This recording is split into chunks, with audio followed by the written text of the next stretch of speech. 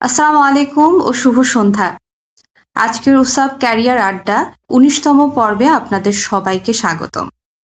আজকের লাইভের পুরো সময় জুড়ে আপনাদের সাথে থাকছি আমি মালিহা। আর্মি বিশ্ববিদ্যালয়ের একটিমাত্র সম্মিলিত platform army university student alliance of Bangladesh সংক্ষেপে উসাবের পক্ষ থেকে সবাইকে জানাই শুভেচ্ছা। আমাদের আজকের পর্বের অতিথি হিসেবে যিনি আছেন তিনি একজন তরুণ সাইবার সিকিউরিটি স্পেশালিস্ট এবং Bangladesh army university of science and টেকনোলজির ১০ম ব্যাচের একজন প্রাক্তন শিক্ষার্থী জনাব Shihab Hossain Rafat, CEH, CSA, CISSP, cyber security specialist, creative business group. উসাবের ক্যারিয়ার আড্ডার ১৯তম লাইভ সেশনে শিহাব ভাইয়া আপনাকে স্বাগতম। Welcome to our 19th live session. আসসালামু আলাইকুম। আসসালাম। আয়োজনের সূচনায় আমরা স্মরণ করছি শহীদ উসমান হাদিকে।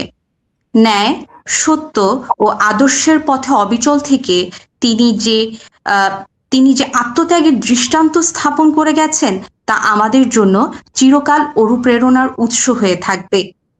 তার সাহস, দেশপ্রেম ও ত্যাগের ইতিহাস আমাদের স্মরণ করিয়ে দেয় স্বাধীনতা ও মানবিক মর্যাদা কখনোই বিনামূল্যে আসে না। শহীদ উসমান হাদির নির্মম হত্যার আজও ন্যায় বিচার আমরা প্রতিষ্ঠা করি।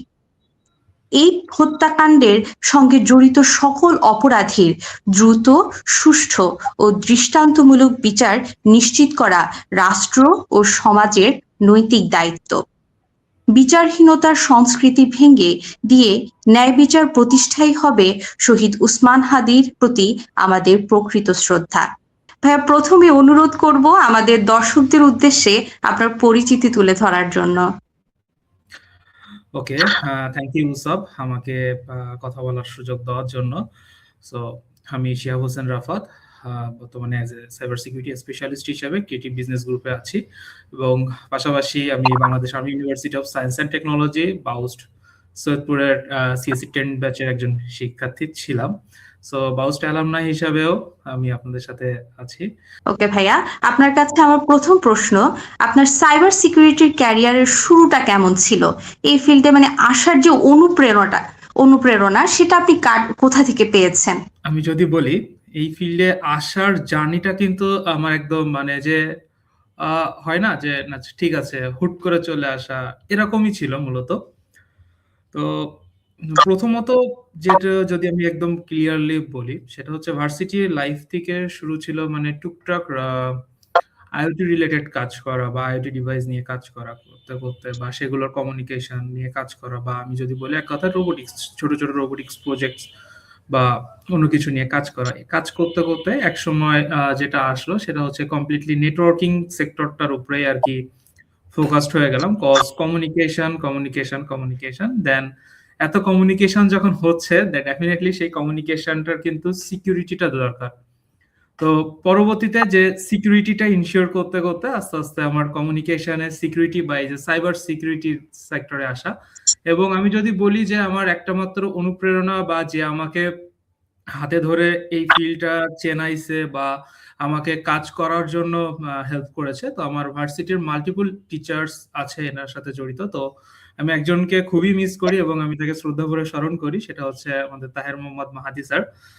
সো স্যারের একটা সাপোর্ট বলেন বা যাই বলেন, মানে আপনি যদি বলেন যে না ঠিক আছে আমি আজকে সাকসেসফুলি এখানে, তো এটার পিছনে যে মেইন ব্যাকবোন বা মেইন রিজন সেটা কিন্তু স্যার ছিল আমার জন্য। স্যার সে আমাকে মানে মাল্টিপল টাইমস গাইড করেছে বা কিভাবে রিসার্চ করব বা কি কোন প্যাটার্নে যাব সেটার পিছনে কিন্তু সে আমাকে হেল্প করছে বা স্যার আমাকে হেল্প করেছে। তো স্যারকে অবশ্যই অবশ্যই আমি মিস করি। এবং আমি যদি বলি স্যারের সাথে রিসেন্টলি মনে হয় 2 দিন আগেও আমার কথা হচ্ছিল যে স্যার। ওকে ভাইয়া, সাইবার সিকিউরিটি আসার জন্য যে শুরুতে যে একাডেমিক মানে অনেকেই মনে করে যে একাডেমিক সেক্টরটা বেশি গুরুত্বপূর্ণ নাকি স্কিল ডেভেলপমেন্ট, তো আপনার মতে কি বিষয়টা কেমন, যে সাইবার সিকিউরিটির জন্য কি শুধু একাডেমিক ডিগ্রি যথেষ্ট নাকি স্কিল ডেভেলপমেন্টটাও খুবই জরুরি? এটা একদম আপনার কোনো প্রফেশনাল লাইফে ঢোকার জন্য একটা চাবিকাঠির মতো কাজ করে। মানে আমি যেটাকে যদি টেকনিক্যাল ভাষা আমি বলি এটাকে এজ এ গেটওয়ের মতো মানে কাজ করে। এখানে আপনার মূলত একাডেমিক যে লার্নিং, একাডেমিক যে পোর্শনটা, এই পোর্শনটা আমাদেরকে যে বিষয়টাকে আরো বেশিভাবে ফোকাসড করে, মানে আমাদের একটা চিন্তাধারা, আমাদের একটা চিন্তাধারার পরিবর্তন নিয়ে আসা, একটা চিন্তা করার যে ক্যাপাবিলিটি বা একটা চিন্তা করার যে মেন্টালিটি, এই মেন্টালিটিটাকে আমরা কিন্তু ভার্সিটি লাইফে বিল্ড আপ করি। তো একাডেমিক ডিগ্রি যেমন দরকার আছে, তার পাশাপাশি কিন্তু আপনাকে স্কিলফুল হইতে হবে। আপনি একাডেমিক ডিগ্রি নিয়ে গেলেন, আমি একাডেমিতে খুব বেস্ট, আমি আমি মানে খুব একজন বেস্ট একটা স্টুডেন্ট, আমি খুব মানে কেয়ারফুল, আমি খুব ডেডিকেটেড একটা স্টুডেন্ট, আপনি খুব ভালো রেজাল্ট করলেন, বাট আপনি আসলে কিছু জানেন না, ইউ নো এনিথিং, আপনি কিছু জানেন না, আপনার কোনো স্কিলস নাই, যে স্কিল সেটের থ্রু দিয়ে আপনি একটা জব গ্রাব করবেন বা আপনি একজনখানে ফাইট করবেন ইন্টারভিউ বোর্ডে, এমন স্কিলস নাই, তাহলে কিন্তু বিপদ। সো আমি যদি বলি বা ইউনিভার্সিটি ডিগ্রি এবং ক্যারিয়ার স্কিলস বা স্কিলস যেটা আর কি, এটা একদম প্যারালাল একটা স্কিল সেট, আপনাকে দুইটাই থাকতে হবে। আমাদের বর্তমান সময়ে জব ফিল্ডে টেকার জন্য হইলেও কিন্তু আপনাকে দুইটার দরকার। এবং আমি যদি স্কিলস এর বিষয়টাকে আরো একটু করি, বর্তমান সময় খুব ফেমাস কয়েকটা অর্গানাইজেশনের নাম না বললেই নয়, যেমন গুগলের কথা তো আমরা জানি, গুগল, তারপরে মাইক্রোসফট, এগুলোর যে কোম্পানিজ গুলা, এই কোম্পানিগুলো কিন্তু যে শুধুমাত্র আপনার সার্টিফিকেশন দেখছে, সরি, শুধুমাত্র যে আপনার একাডেমিক সার্টিফিকেশন গুলোকে দেখছে, নট লাইক দ্যাট। তারা কিন্তু আপনার পার্টিকুলার স্কিল সেট গুলো দেখছে, যে না ঠিক আছে, আমার এই যে ক্যান্ডিডেটটা আমি সিলেক্ট করছি, একাডেমিকেও যেমন ভালো ছিল, পাশাপাশি এর ক্যারিয়ার রিলেটেড বা এর যে স্কিলস, যেটা এই স্কিলস রিলেটেড এর যে অপরচুনিটি, সেই অপরচুনিটিটাও কিন্তু ভালো। সো আমরা কিন্তু তাকে আগে সুযোগ দিব যে আমার স্কিলস। সো স্কিলড ওয়ার্কারকে সবাই চায়, যে একটা কোম্পানিকে থাকতে সেই স্কিলড ওয়ার্কার চায়, নাহলে বিষয়টা এমন হয়ে যাবে যে আমি আপনাকে হায়ার করলাম, আমি আপনাকে 30,000 টাকা দিয়ে হায়ার করলাম, আমি হায়ার করার পরে যদি সেম কাজটা আবার আমাকেই করতে হয়, তাহলে তো আমার হায়ার করার কোনো মানে নাই। সো আমি যেটা বলবো যে একাডেমিক ডিগ্রি এবং স্কিলস দুইটাই দরকার আমাদের। ক্যারিয়ারের পাশাপাশি এখন যে বিষয়টা নিয়ে আসলে জানতে চাইবো আপনার ভার্সিটি লাইফ সম্পর্কে। তো প্রথমে আমরা জানতে চাইবো যে বায়োস্টে আসার গল্পটা আপনার, আর আপনার ভার্সিটি লাইফটা কেমন কেটেছে, এবং ভার্সিটি লাইফের কোনো স্মরণীয় ঘটনা যেটা আপনি আমাদের সাথে শেয়ার করতে চান। এটা যদি আমি এক্সপ্লেন করে ভার্সিটি লাইফটাকে বোঝাতে পারতাম, আমি হয়তো সেটাকে ট্রাই করতাম এক্সপ্লেন করে বোঝানোর, বাট মানে আমার এত ভালো কাটছে যেটা কিছু আসলে না, যে মানুষ এত বেশি মানে খুশি হয় যে বলার ভাষা পায় না। সো ভার্সিটি লাইফটা অনেকটা আমার কাছে এমন ছিল যে ইটস টু গুড, মানে এটা অনেক মজার ছিল। মানে একটা, হ্যাঁ, ভার্সিটি লাইফের প্রথম দিক থেকে খুব যে বেশি এনজয়ের ভিতরে নিয়ে আসতে পেরেছে বা খুব যে বেশি কাজ করেছি বা খুব যে মজা ছিল, বিষয়টা এমনটা ছিল না। কজ হচ্ছে ইটস এ প্যান্ডেমিক সিচুয়েশন ছিল, কোভিড। তো ওই পোর্শনটাতে কিন্তু বাদে ভার্সিটির আদার যে বাদ বাকি যে 3 বছর আমার কেটেছে ভার্সিটিতে, ইট ওয়াজ গ্রেট। এটা খুবই চমৎকার একটা সময় কেটেছে ভার্সিটিতে। ভার্সিটিতে আসার গল্পটা ছিল আরো বেশি, যদি বলেন ইন্টারেস্টিং, ওকে, বাট যদি বলেন যে না ঠিক আছে, এটা ইন্টারেস্টিং না, তাহলে ওকে। তো আমি যদি বলি যে আহ, মানে আমি যখন এসএসসি শেষ করি, তো বাসার তো সবার বাবা মাই চায় যে বেসিক্যালি তার ছেলে বা মেয়ে পাবলিকে পড়ুক বা পাবলিকে পড়াশোনা করুক। তো একটা কথা ছিল, সেটা হচ্ছে যে মা, আমার মাকে আমি বলেছিলাম যে মা দেখো, যে সাবজেক্ট তো আসছে পাবলিকে পরীক্ষা দিলে, মাল্টিপল সাবজেক্ট, কিন্তু আমি কিন্তু যে সাবজেক্টে আসছে ওই সাবজেক্টে পড়বো, বিষয়টা এমন না আমার জন্য, এটা চেঞ্জ হবে, আমার জন্য চেঞ্জ হবে, বা আমি কিন্তু কম্পিউটার সায়েন্স নিয়ে পড়বো। তো তারপরে এটা আর কি ফ্যামিলি মেম্বারদের সাথে কনসার্ন করার পরবর্তীতে কিন্তু হচ্ছে আমরা বা বাবা ডিসাইড করেছে যে না ঠিক আছে এখানে যাও, বা যেহেতু আমি আগে আহ, এই ব্যাকগ্রাউন্ড বা আমার জন্য এই ফিল্ডটা অনেক ছিল, কজ অনেকে আছে না যে হচ্ছে ইউনিভার্সিটিতে এসে বা ইউনিভার্সিটিতে যে আসছে, অনেকে কিন্তু করতে পারে না, যেমন আমরা যেটা আমাদের আর্মি ইউনিভার্সিটি, তো আর্মি ইউনিভার্সিটির রুলস এন্ড রেগুলেশন যেটা থাকে বা অনেক স্ট্রিক্ট রুলস ছিল বা ছিল, এইটা তো মানে এটার সাথে অনেকে খাপ খাওয়াইতে পারে না। বিষয়টা অনেকটা হয় যে অনেকে এটাকে বলে যে আচ্ছা কি রে ভাই, স্কুলে আসছি পড়তে বা নার্সারিতে আসছি পড়তে সময় মতো। তো এই বিষয়টা তো, বাট আমার ক্ষেত্রে এই বিষয়টা উল্টা ছিল, কজ আমি প্রিভিয়াস লাইফ আমার অন্যরকম কিছু। তো যার কারণে আমার কাছে অ্যাডাপ্ট করাটা যে খুব যে বেশি কষ্ট হয়েছে বা খুব যে বেশি বা আমার জন্য এটাকে পেইন হয়েছে, বিষয়টা এমন ছিল না। আমার জন্য অনেক ইন্টারেস্টিং ছিল, ইটস ইন্টারেস্টিং। তো এটা গেল আমার ভার্সিটি লাইফ, ভার্সিটিতে আসার গল্প। এন্ড দেন থার্ড কোশ্চেন যে হচ্ছে ভার্সিটি লাইফের সব থেকে মজার যে বিষয়টা ছিল, হ্যাঁ ভার্সিটি লাইফে যদি বলি একাডেমিক পার্টটা অনেক কি আছে, ভালোই গেছে। বাট সব থেকে বেশি মিস করি হচ্ছে আমি আমার হল লাইফকে। সো এই লাইফটা আসলে যে হলে না থাকছে তাকে এক্সপ্লেন করে বোঝানো যাবে না যে আসলে হল লাইফটা কেমন বা হল লাইফটা কেমন হয়। সো এখন তো অনেকে আছে আমার জুনিয়র্স যারা আছে, তারা কিন্তু বা আমার আমার যে সিনিয়র তাদেরকেও যদি আমি বলি, তারা কিন্তু হচ্ছে মানে আমাদের হলের যে সব থেকে আকর্ষণ বা আমাদের ভার্সিটির যে আকর্ষণ, যে নতুন হল যেটাকে বর্তমানে ডক্টর জিগরুল হক হল নাম হয়েছে, তো এই হলের শুরু কিন্তু হচ্ছে আমাদের হাত দিয়ে। আমি যদি একদম মানে প্রিসাইসলি বলি, এই হলের এখন মানে আমি বেসিক্যালি 213 নম্বর রুমে থাকতাম। তো ওই 213 নম্বর রুমের প্রথম স্টুডেন্টই আমি, বা আমরা কয়েকজন আমাদের সিসি 10 ব্যাচে। সো হল লাইফটা একটা মানে আপনারা এখন যে হলটা দেখেন, পাঁচতলা যে বিল্ডিংটা দেখেন, মানে এটা একদম কমপ্লিটলি আমাদের চোখের সামনে হওয়া। এখন তো আরো অনেক উন্নতি হয়েছে। আমি জাস্ট লাস্ট ফার্স্ট ইয়ারে গিয়েছিলাম ভার্সিটিতে, বাট অনেক কিছু চেঞ্জেস হয়েছে, অনেক অনেক কিছুই এসেছে আর কি। ওকে ভাইয়া, ভার্সিটির লাইফে আপনি কি কি ক্লাবের সঙ্গে যুক্ত ছিলেন এবং বর্তমানে আপনার প্রফেশনাল লাইফে সেই ক্লাব অ্যাক্টিভিটি গুলো কিভাবে ভূমিকা পালন করছে বলে আপনি মনে করেন? ওকে, ভার্সিটি লাইফে ক্লাব বলতে আহ, আমি যে খুব ক্লাবে অ্যাক্টিভলি কানেক্টেড ছিলাম বা খুবই অ্যাক্টিভলি ছিলাম, বিষয়টা এমন ছিল না। বাট কয়েকটা ক্লাবের সাথে আমি কানেক্টেড ছিলাম। তো আমাদের যে ডিপার্টমেন্টাল কয়েকটা ক্লাব ছিল, ডিপার্টমেন্টাল কয়েকটা ক্লাবের সাথে কানেক্টেড ছিলাম। তো ক্লাবিং যে বিষয়টা আর কি, ক্লাবিং বিষয়টা আমাদেরকে কিন্তু লিডারশিপটা শেখায়। বাট কোনো কিছুকে ম্যানেজ করা বা কোনো কিছু থেকে আর কি নিজেকে তৈরি করা, কোনো জাজমেন্ট বা কোনো প্রফেশনাল যে বিষয়টা ছিল, সেই বিষয়টা কিন্তু আমরা ক্লাবিং থেকে জানি। তো ক্লাবিং এর যে আমি সাজেস্ট করবো আমার জুনিয়রদেরকে যে যত বেশি পারা যায় ক্লাব রিলেটেড ওয়ার্ক গুলোকে করা, লিডারশিপকে ম্যানেজ করা, কিভাবে একটা টিমকে লিড করতে হয়, কিভাবে একটা প্রজেক্টকে হ্যান্ডেল করতে হয়, এগুলোকে নিয়ে কাজ করাকে আমি সাজেস্ট করব। আমাদের দুইটা ধরনের ইনভেস্ট বলেন বা দুইটা ধরনের স্কিল সেট আমাদের ভিতরে গ্রো হয়।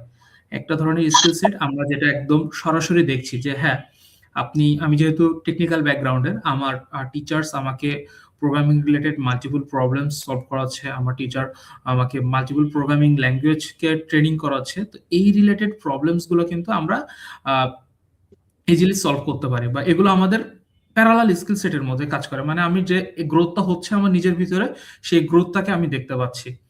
আর ব্যাকগ্রাউন্ডে আরো কিছু স্কিল সেট গ্রোথ হয়, যে স্কিল সেট গুলোকে আমরা আমাদের জব ফিল্ডে গেলে ভালোভাবে বুঝতে পারি যে না ঠিক আছে, ভার্সিটিতে তো আমার এমন প্রবলেমে পড়েছিলাম এবং এই প্রবলেম আমাকে এইভাবে শিক্ষা দিয়েছিল যে না ঠিক আছে, এখান থেকে কিভাবে রিভোভ করতে হয়। সো ভার্সিটি লাইফে এমন অনেক আমাদের সাথে হয় বা এমন অনেক হয় যে হচ্ছে কেন এই বিষয়টা দরকার, কেন এটা দরকার, বা এই যে অ্যান্সার গুলো না, এই অ্যান্সার গুলো ইনস্ট্যান্ট হয়তো দেওয়া পসিবল হয় না। বাট জব ফিল্ডে আপনি যখন দীর্ঘদিন জব করছেন একটা অর্গানাইজেশনে, দীর্ঘদিন একটাখানে কাজ করছেন, তখন এই বিষয়গুলোকে আসলে বোঝা যায়। ভাইয়া, মানে ভার্সিটি লাইফের মানে কোন জিনিসটা আপনি সবচেয়ে বেশি মিস করেন? এটা যদি আমি বলি তাহলে আমি আমার ভার্সিটিকেই সব থেকে বেশি মিস করি। আপনার ক্যারিয়ার রিলেটেড এবং আপনার ওয়ার্ক লাইফ সম্পর্কে আমাদের কিছু জানার আছে। সবার শুরুতে যেটা আমাদের প্রশ্ন সেটা হচ্ছে, একজন সাইবার সিকিউরিটি স্পেশালিস্ট হিসেবে আপনার কাজের ধরন বা ডেইলি যে রুটিনটা সেটা কেমন থাকে? আচ্ছা, আমি যদি বলি অ্যাজ এ সিকিউরিটি রিলেটেড বা অ্যাজ এ সিকিউরিটি এন্ডে আমার যে রেগুলার ওয়ার্ক, তো এই রেগুলার ওয়ার্কের না আমার কোনো পার্টিকুলার যে না ঠিক আছে আমি এই দিন এই কাজটা করছি, তার মানে আমি নেক্সট দিন অন্য হয়তো একটা কাজ করব, বা কি কাজ করব আসলে এটাও না ইনস্ট্যান্ট বোঝা যায় না যে আসলে ঠিক আছে আমি এই কাজটা তো এখন করেছি, আমি কোন কাজটা পরবর্তীতে করব। মানে অ্যাজ এ সিকিউরিটি এক্সপার্ট হিসেবে আমার ডে শুরু হয় আহ, কোনো আমার যে অর্গানাইজেশন আছে বা আমি যে অর্গানাইজেশনের হয়ে কাজ করছি, সেই অর্গানাইজেশনের সবকিছু ঠিকঠাক মতো চলছে কিনা, প্রথমত এটা আমাকে ইনশিওর করতে হয়। তারপরে যদি কোনো ধরনের কোনো অকারেন্স ঘটে এখানে বা কোনো ধরনের কোনো ইস্যু হয়, বা আমার যে ক্লায়েন্টস আছে সেই ক্লায়েন্টস এর এন্ডে থেকে যদি কোনো ধরনের প্রবলেম ফেস করে, তাদের সবকিছু ঠিকঠাক মতো চলছে কিনা সেগুলো দিয়ে কিন্তু আমার দিনটা শুরু হচ্ছে। প্লাস পাশাপাশি এভাবে কন্টিনিউ টুকটাক কাজ করতে করতে আমার ফুল ডে জার্নিটা কিন্তু যাচ্ছে। সো আমি যদি আমার জার্নিটাকে একটা কথায় বলি, একদম কমপ্লিটলি বলি, এটা একদম কমপ্লিটলি একটা বিজি শিডিউল। মানে কখন কি করছি বা কখন কই থাকতেছি এটা আমি ১-১.৫ মিনিট আগে বা ৫ মিনিট আগেও বুঝতে পারি না যে আসলে নেক্সট ৫ মিনিট পরে আমি এই প্লেসে থাকবো। সো এই স্কেডিউলটা আমাকে এমন ভাবে সেট করা বা আমি এমন ভাবে আরকি আগাই। বুঝতে পেরেছি ভাইয়া। ভাইয়া একটা কোয়েশ্চেন যেটা হচ্ছে আপনার যে মানে এখন যে কোম্পানিতে আছেন বা একেবারে লাইফের ফার্স্ট এটা যদি আপনার লাইফের ফার্স্ট জব হয়ে থাকে সেক্ষেত্রে আপনার যে ইন্টারভিউ সেশনটা ছিল সেটার অনুভূতিটা একটু জানতে চাইবো। ওকে। সো ফার্স্ট অফ অল আমি যদি বলি এটা আমার ফার্স্ট জব না। এটা আমার হচ্ছে ৯ তম জব।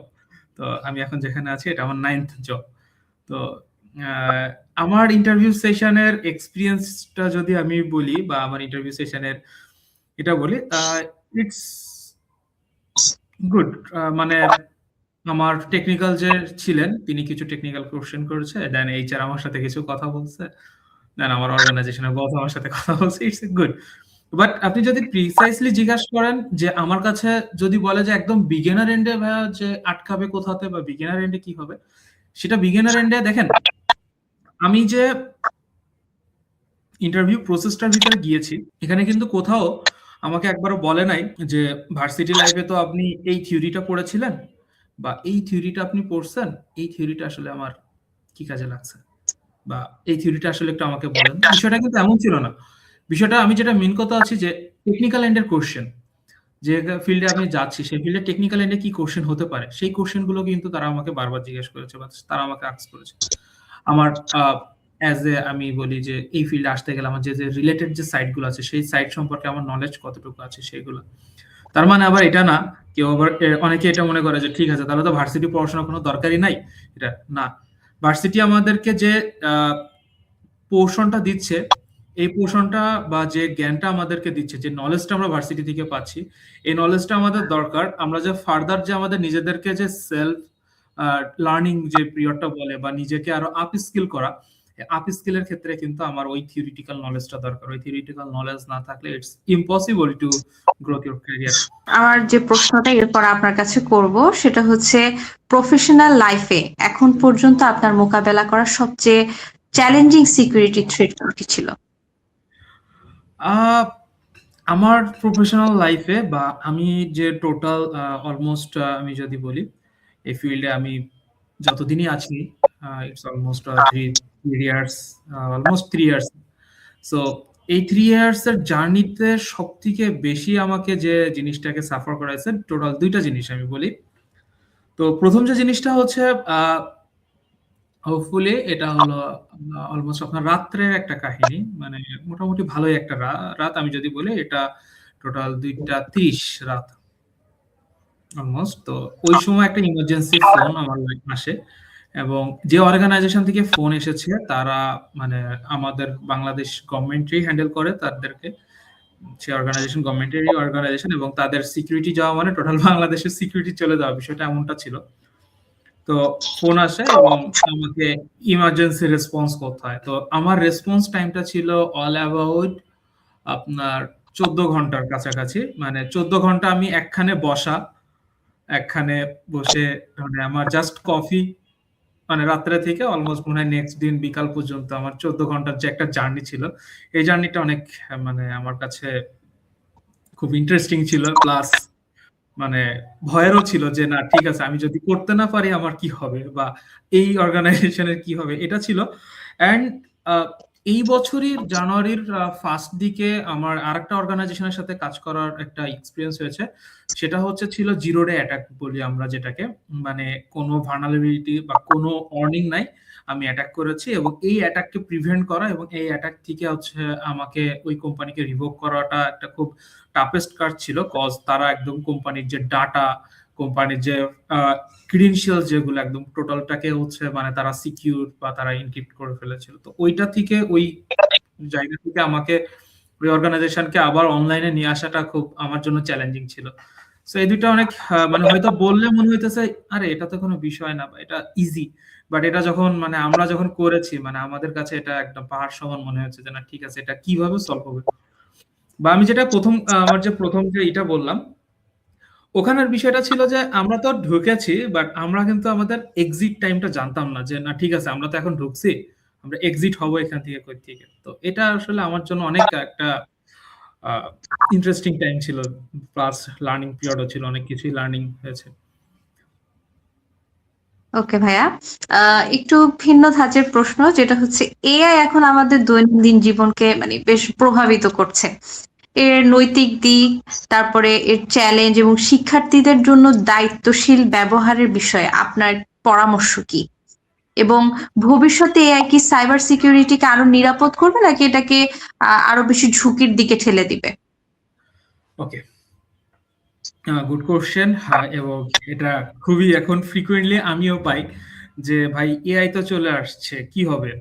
বা আমি যদি একটা কথায় আপনাকে টোটাল জিনিসটাকে বোঝাই, AI never replace human, single word, AI কখনো আমাদের হিউম্যানকে রিপ্লেস করতে পারবে না, বাট রিপ্লেসেবল। এখন কথা হচ্ছে ভাই এটা তো কন্ট্রোভার্সি হয়ে গেল, প্রথমে বললেন যে না, আবার পরে বলছেন যে রিপ্লেস করতে পারবে, ইটস কন্ট্রোভার্সি। সো আমি একটু ব্রেকডাউন করি। আমি যদি এটাকে ব্রেকডাউন করি সেটা হচ্ছে যে এআই যে ব্যাকবোন সিস্টেম, এই সিস্টেমটাও কিন্তু কন্ট্রোল করছে মানুষ, রাইট? সো আলটিমেটলি ধরলাম যে মানুষ কন্ট্রোল করছে না। আপনি এআই কে কোনো একটা কমান্ড দিচ্ছেন, সে আপনাকে তার রেসপেক্টে আউটপুটটা দিচ্ছে, সে আপনাকে থিঙ্কিং এ হেল্প করছে, বা আপনি তার আউটপুটের উপরে বেস করে হয়তো ডিসিশন নিচ্ছেন, রাইট? বাট এখন একটা জিনিস যদি আপনি করেন যে আহ, ঠিক আছে, আপনি ওকে বললেন যে ঠিক আছে আমি এখন বাইরে যাব, তো বাইরের ওয়েদার আমার এখন বাইরে যাওয়া ঠিক হবে কিনা, এই ডিসিশনটাও যখন আপনি এআই দিয়ে নেওয়া শুরু করবেন তখন ডেফিনেটলি এআই আপনাকে রিপ্লেস করে ফেলবে, রাইট? তো আপনি চিন্তা করেন, ওকে আপনি এআই থেকে হেল্প নিয়ে চিন্তা করছেন, বা এআই আপনার যে আহ, চিন্তাধারার শক্তিটাকে আরেকটু আপগ্রেড করছে, এইটাকেই আপনাকে কাজে লাগাইতে হবে। এই সুযোগটাকে আপনি কাজে লাগান, আপনার থট এবং এআই থট দুইটাকে মিক্সড করে হয়তো আরো বেটার আউটপুট নিয়ে আসা পসিবল। সো এটা হচ্ছে এআই পজিটিভ দিক, এটা হচ্ছে এর পজিটিভ দিক, এখানে কোনো প্রবলেম নাই। কিন্তু আরেকটা জিনিস আছে এখানে, মানে নৈতিক দিকের ভিতরে আরেকটা জিনিস আমার আছে, সেটা হচ্ছে যে একটা ইংরেজি প্রবাদ বলে যে পাওয়ার উইথাউট ইথিক্স ইজ ডেঞ্জারাস। তো AI is a powerful tools, যদি তার ভিতরে ইথিক্স থাকে বা তাকে যদি আমি ইথিক্যাল কাজে লাগাই, it's good for human. But তার যদি কোনো ইথিক্সই না থাকে তাহলে কিন্তু এটা ডেঞ্জারাস, পুরো মানুষের জন্য ডেঞ্জারাস, সেটা যেই হোক না কেন। দেন আমি যদি বলি এটা চ্যালেঞ্জ বা এআই আমাকে আসলে আহ, কি করছে বা কি করতে পারে, তো আগে আমরা প্রচুর পরিমাণে ফিশিং মেলকে হ্যান্ডেল করতাম, প্রচুর পরিমাণে ফিশিং মেলকে হ্যান্ডেল করতাম। তো আমাদের কাছে একটা মাত্র অপশন ছিল ওই ফিশিং মেলকে হ্যান্ডেল করার বা ওই ফিশিংকে প্রিভেন্ট করার, সেটা হচ্ছে আমরা কিভাবে জাস্ট নাম, হয়তো নামের বানান ভুল আছে, বা একটা লিংকের ভিতরে ছোটখাটো এডিট এর অপশনস বা মাল্টিপল এরর আসছে।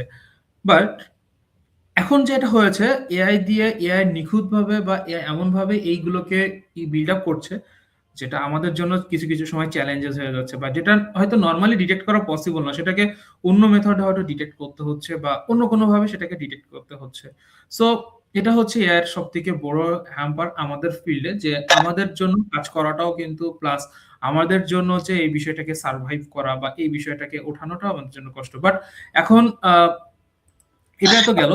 দেন আমি রিসেন্টলি একটা পেয়েছি, মানে এআই দিয়ে আরেকজন পার্টিকুলার পার্সনের ভয়েসকে টোটালি কপি করে এমন একটা ভয়েস দিয়েছে যেখানে হয়তো মানি লন্ডারিং এর মতো একটা কেস হয়ে গিয়েছে। বিষয়টা এমন যে অলমোস্ট ইটস 50,000 এর মতো একটা এমন ট্রানজাকশন হয়ে গেছে using this AI voice. So এই ধরনের যে ফ্রড অ্যাক্টিভিটি গুলো, এই অ্যাক্টিভিটি গুলো কিন্তু প্রচুর পরিমাণে বাড়ছে। প্লাস রিসেন্টলি আপনারা প্রচুর পরিমাণে দেখবেন যে মানুষের ছবি পর্যন্ত কিন্তু রিপ্লেস করা হচ্ছে, বা ছবি পর্যন্ত কিন্তু রিপ্লেস করা হচ্ছে, এবং এমন এমন খারাপ ছবিগুলোকে হয়তো রিপ্লেস করছে যেখানে হয়তো হিউম্যান চিন্তাও করতে পারে না। সো এই যে বিষয়গুলো, এই বিষয়গুলো কিন্তু এআই রিভোক করছে, বা এআই কিন্তু খুব দ্রুত এই বিষয়গুলোকে টেক ওভার করছে। এটা তারপরে আমি যদি বলি আমার ফিল্ডে আমি যদি বলি আমি একটা যদি কোনো একটা কোম্পানির কথা যদি আমি বলি আগে হয়তো ওই কোম্পানিতে আমার টোটাল ফুল ডেতে আমার হচ্ছে হয়তো 10টা অ্যাটাকের জন্য চিন্তা করতে হতো যে না ঠিক আছে ওই আজকে হোল ডেতে বা ফুল মান্থে আমার এই অর্গানাইজেশনের ওয়েব যে সাইটটা আছে এই ওয়েবসাইটে হয়তো 10টার মতো অ্যাটাক আমার আসতে পারে। বাট এখন আমাকে সেখানে চিন্তা করতে হচ্ছে ইটস 10,000 তার মোর অ্যাটাককে আমাকে প্ল্যান করতে হচ্ছে, সেই অনুযায়ী আমি আমার সিস্টেমটাকে রেডি করতে হচ্ছে। এই যে বিষয়গুলো ইউজিং দিস এআই, আগে মানুষ হয়তো 10টা অ্যাটাক করতো তারপরে তার চিন্তা বা ইটাকে হইতো না, বাট এআই এখন আইডিয়া জেনারেট করে দিচ্ছে। আমি কিছু আইডিয়া দিচ্ছি, ও কিছু আইডিয়া দিচ্ছে, আমার কিন্তু দুইজন মিলে একটা বুস্ট আপ দিতে পারছি অ্যাটাকগুলোতে। সো এই বিষয়গুলো একটা বড় ধরনের চ্যালেঞ্জেস তৈরি করছে আমাদের জন্য। এখন আমি যদি বলি যে আমাদের স্টুডেন্টরা কি করবে এটাকে, বা এটা সব থেকে ওদেরকে যেটা আমি সাজেস্ট করব বা আমি আমার জুনিয়রদেরকে সবসময় সাজেস্ট করি সেটা হচ্ছে যে তোমরা এআই কে ব্যবহার করেন, ওকে, বাট জাস্ট লাইক এ টুল, আপনার ডে টু ডে লাইফ না, এটাকে একটা টুলস এর মতো ব্যবহার করেন। এটা দেখবেন যে আপনার লাইফের অনেক কিছুই চেঞ্জ করে ফেলবে। বাট আমি তো মোটামুটি না, আমি মোটামুটি ট্রেনিং এর সাথে কানেক্টেড, আমি ট্রেনিংও করাই, সিকিউরিটি রিলেটেড ট্রেনিংও কিন্তু আমি করাচ্ছি। তো সেক্ষেত্রে আমি দেখেছি যে সাপোজ আমি আমার সামনে যে অডিয়েন্স আছে আমি বললাম যে আচ্ছা ঠিক আছে এই বিষয়টা একটু সার্চ করেন তো, তারা কিন্তু আগে আমরা যে কাজটা করতাম আমরা সার্চ করতে বললে একটাই বুঝতাম যে আচ্ছা ঠিক আছে আমাকে হয়তো গুগলে সার্চ করতে হবে, বাট এখন আমরা কি করি এটাকে এআই তে সার্চ করছি বা ইসে সার্চ করছি, যার ফলে আমাদের ভিতরে যে একটা জিনিসটা সেটা হচ্ছে যে যে সার্চিং মানে আমি যে আরো রেজাল্ট পাইতে পারি, আরো রেজাল্ট এটার হয়, এই ক্যাপাসিটিটা আমাদের ভিতরে কিন্তু কমে আসছে। আমি আপনাকেও সেম কোশ্চেনটাই করব যে আগে আপনি যে সার্চটা করতেন, সাপোজ আপনি একটা টেকনোলজি কোন একটা জিনিস নিয়ে সার্চ করছেন, আগে গুগলে সার্চ করতেন, 4টা ওয়েবসাইট ছিল, 4টা ওয়েবসাইটের ইংরেজিতে লেখা ছিল, ওগুলো পড়তেন, পড়ে পড়ে পড়ে পড়ে বুঝতেন আচ্ছা কি বলছে এটা। বাট এখন আমরা কি করি, 4টা ওয়েবসাইট হয়তো পড়তে আপনার 4 আওয়ার্স এর মতো একটা টাইম লাগছে, এখন আপনি টপিকটা লিখছেন, এ আপনাকে 2 মিনিটের ভিতরে সে আউটপুটটা দিয়ে দিচ্ছে। সো আপনার টাইম এফিসিয়েন্সিটা কমে গেছে, বাট আপনার টাইম এফিসিয়েন্সি কমছে, ইটস ট্রু, আমরা টাইম অনেক কম কম সময় অনেক কিছু করতে পারছি, ইটস ট্রু, বাট আমাদের যে লার্নিং ক্যাপাবিলিটি, এই লার্নিং ক্যাপাবিলিটিটা কিন্তু কমে যাচ্ছে। এটা আমার সাথে একমত হবেন কিনা আমি জানি না, বাট আমার এটা মানে খুব বেশি ফিল হয় যে আমাদের লার্নিং ক্যাপাবিলিটিটা অনেক কমে গেছে।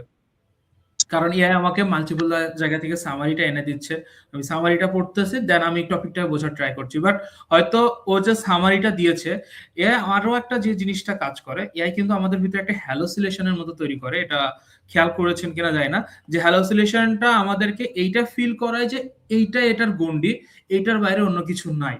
এটা ফিল হয়েছে কিনা কখনো যায় না, বাট আমার কাজের ক্ষেত্রে এটা ফিল করেছি যে না এইটা এটার গণ্ডি, but no, real world is different.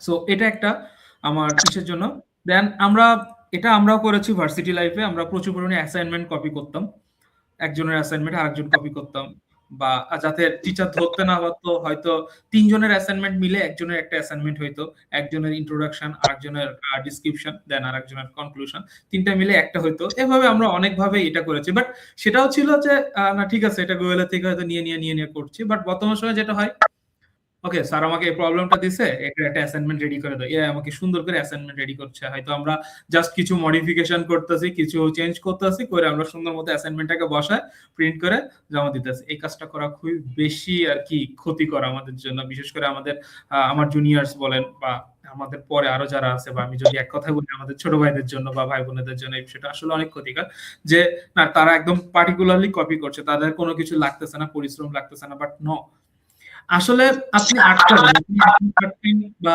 এখান থেকে আরো 3 দিন পরে আটকাবেন, কারণ ইন্টারভিউ বোর্ডে তো আর আপনাকে যে ইন্টারভিউ নিতেছে সামনে যে টেকনিক্যাল পার্সনটা, ও কি আপনাকে এআই তে সার্চ করতে দিবে? এখন এমন একটা টেকনোলজি সম্পর্কে জিজ্ঞাসা করলো, হয়তো সেটা আপনার কাছে নাম নন বাট জানতেছেন না, বাট দেখলে তো বোঝা যায় যে না ঠিক আছে এটা কি হবে বা এটা কি হতে পারে। তো এটা একটা দেন স্কিল বিল্ড করা, অনেকে আমরা যেটা করি যে আমি পাইথনে স্কিল কম বা আমি প্রোগ্রামিং স্কিল কম, তাহলে আমি এআই কে বলি যে ভাই তো আমি তো স্কিল কম, বা আমি পাইথন প্রোগ্রামিং স্কিল কম, আমি মাল্টিপল স্কিল শিখতে চাই, তাহলে সেক্ষেত্রে আমি কি করব? এআই আমাকে হয়তো স্কিলের জন্য দেখাচ্ছে। এটাও একটা লিমিটেশন আছে। বা এটার যে লিমিটেশনটা, এই লিমিটেশনটাকে রিমুভ করা। এটা আরকি। তো এটা হচ্ছে আমার জুনিয়রসদের জন্য আরকি থাকবে যে সাজেশন থাকবে যে ভাই এআই কে ব্যবহার করেন বা এআই কে ব্যবহার করে এফিসিয়েন্সি কে বাড়ান, নিজের এফিসিয়েন্সি, আ আ নিজের যে স্কিলস আছে সেই স্কিলস কে বাড়ান। বাট এআই এর কাছে বা শুধুমাত্র যে এআই নির্ভর হয়ে আপনার কাজগুলোকে আউটপুট করতে হবে বা কাজের যে আউটপুট আছে এই আউটপুটটাকে নিয়ে আসা থেকে আমাদেরকে বিরত থাকা উচিত। আমি মনে করি এটা। ঠিক আছে? তো এটা আরকি। আ আরেকটা সেটা হচ্ছে যে ওকে। ভবিষ্যতে এআই আসলে আমাদের সিকিউরিটি ফিল্ডকে রিভোক করবে কিনা। কারণ এখন আমরা যে ফিল্ডে স্কিল গড়তে চাই না কেন, আমাদের কাছে মনে হয় যে আচ্ছা এআই তো এটাকে রিকভার করবে। এআই বা এটাকে নিয়ে নিবে। তাহলে আমি কি করব? বাট সিকিউরিটি ফিল্ডের বিষয়টা হয়েছে যে অ্যাটাকারও এখন এআই ইউজ করছে। যে ডিফেন্ড করছে অ্যাটাকটাকে, সে ডিফেন্ডারও কিন্তু আমার এআই ইউজ করছে। সো আমি যদি বলি আল্টিমেটলি আমার অ্যাটাকার অ্যান্ড ডিফেন্ডার বোথ পারসনই আমার কিন্তু এআই টুলস কে ব্যবহার করছে। সো এখানে যে বিষয়টা হয় এখন ওয়ারটা হয়ে গেছে ব্যাকগ্রাউন্ডে হিউম্যান, বাট ফরগ্রাউন্ডে আপনার এআই যুদ্ধ করছে। সো বিষয়টা এমন। সো আপনি যেখানেই যান না কেন বা সিকিউরিটি ফিল্ডকে এখনো পর্যন্ত আমি এআই দিয়ে রিভোক করার সুযোগ কম দেখি বা আমি ওইভাবে দেখি না, ফিল করি না আরকি। কারণ যদি আপনি স্কিলড হন, যদি আপনি এই বিষয়গুলো নিয়ে আরো ভালোভাবে জানেন, আমার মনে হয় না আপনাকে এআই রিপ্লেস করতে পারবে। ওকে ভাইয়া। আহ, এরপরে যে কোয়েশ্চেনটা আমাদের আছে সেটি হচ্ছে সাধারণ মানুষ বা স্টুডেন্ট যারা আছে তারা তাদের সোশ্যাল মিডিয়া এবং পার্সোনাল ডেটা সুরক্ষিত রাখতে প্রতিদিন কি কি ছোটখাটো পদক্ষেপ নিতে পারে? ওকে, ইটস ইন্টারেস্টিং কোয়েশ্চেন। সো এই কোয়েশ্চেনের যদি আমি বলি, জাস্ট একটা সামারি বলি। ২৪ সালের একটা জরিপ, ইন্টারন্যাশনালি জরিপ। তো ওই জরিপটা আমাদেরকে যে দেয়, ২৪ সালে টোটাল মাল্টিপল অ্যাটাকস হয়েছে। আমি ধরলাম যে ইটস অল অ্যাবাউট আপনার যদি টোটাল ২৪ সালের কথা বলি আমি, এটা মোটামুটি আপনার ১৩ বিলিয়নের কাছাকাছি অ্যাটাক পারফর্ম হয়েছে পুরা ওয়ার্ল্ডে। তো এই ১৩ বিলিয়নের ভিতরে আপনার 75% অ্যাটাক হয়েছে হিউম্যান এরর এর কারণে, মানুষের ভুলের কারণে। মানুষ এটাকে আরকি করছে। দেখেন, আপনি যে ডিভাইসটাকে ব্যবহার করছেন, সাপোজ আপনি মোবাইল ফোন ব্যবহার করেন বা আপনি ল্যাপটপ ব্যবহার করেন, পিসি ব্যবহার করেন। এটা কিন্তু টেকনিক্যাল। এটা একটা মেশিন, নাথিং এলস। আপনি যেটা বলছেন সেটা অনুযায়ী কাজ করছে। এখন আপনি যদি বলেন যে, "না ঠিক আছে আমি আ এই কাজটা করব।" ও কিন্তু আপনাকে করতে দিবে। ও কিন্তু আটকাবে না। কারণ কে বলছে? আসলে ইউজার। তো আমাদের যে ইররটা হয়, সেই ইররটা কিন্তু ইউজার এন্ড এর থেকে আসে। যে না ইউজার আমাদেরকে এই ইররটা দিয়েছে বা ইউজার এন্ড এর থেকে এই ইররটা আমি পেয়েছি। সেটা। যার কারণে হয়েছে। তো আমি ডে টু ডে লাইফ এ যেটা বলব আরকি আ সেটা হচ্ছে যে সোশ্যাল মিডিয়া বলেন বা এখন বর্তমানে প্রচুর পরিমাণে পাবলিক প্রোফাইল এর অপশনস আছে। বা পাবলিক প্রোফাইলের অপরচুনিটিস তৈরি হয়েছে। যেমন Facebook হয়েছে, Insta হয়েছে। দেন আরো মাল্টিপল টুলস হয়েছে। আমি জানি না আসলে কারণ এত পরিমাণে ঘাটা হয় না। কারণ আমি সোশ্যাল মিডিয়া বলতে যদি বলেন ভাই আপনি কি ইউজ করেন? আমি সোশ্যাল মিডিয়া বলতে ২ টা জিনিসই ইউজ করি। হ্যাঁ, Facebook ইউজ করি আর এই মেসেঞ্জারটা ইউজ করি। That's my limitation. হ্যাঁ, LinkedIn টাও ইউজ করি। That's my limitation. এরপরে আর ইউজ করি না। তো এরপরে যদি আপনি আরো প্ল্যাটফর্ম এর কথা বলেন, তো আরো প্ল্যাটফর্ম কিন্তু আমার জন্য impossible to track down. But আমি মাল্টিপল অর্গানাইজেশন বলেন বা মাল্টিপল পারসন বলেন এদেরকে আমি দেখেছি মাল্টিপল ইউজ করতে। তো আমি যেটা বলব যে আমরা সবথেকে যে বড় ভুলটা করি সেটা হচ্ছে আমাদের পার্সোনাল ডাটাকে শেয়ার করা। আপনি আ ডিজিটাল ওয়ার্লড এ টোটাল ডিজিটাল ওয়ার্লড এ থেকে যদি আপনি মনে করেন যে আপনি 100% সিকিউর, আপনি সবথেকে বেশি বোকার স্বর্গে বসবাস করছেন। কজ আপনি ডিজিটাল ডিভাইস ব্যবহারও করছেন, আবার বলছেন যে, "না, আমি 100% সিকিউরিটি চাই।" It's impossible. আপনাকে যেকোনো একটা নিতে হবে। হ্যাঁ, আমি ডিজিটাল ডিভাইস ইউজ করছি বা ডিজিটাল অ্যান্ড্রয়েড ফোন ইউজ করছি বা Apple's এর ফোন ইউজ করছি বা যাই হোক হোয়াটএভার ইট ইস। আপনি ডিজিটাল ডিভাইস যে ব্যবহার করছেন এবং আপনি আবার বলছেন যে, "না, আমার সিকিউরিটিও চাই।" It's impossible. আপনাকে যেকোনো একটা বাছতে হবে এখানে।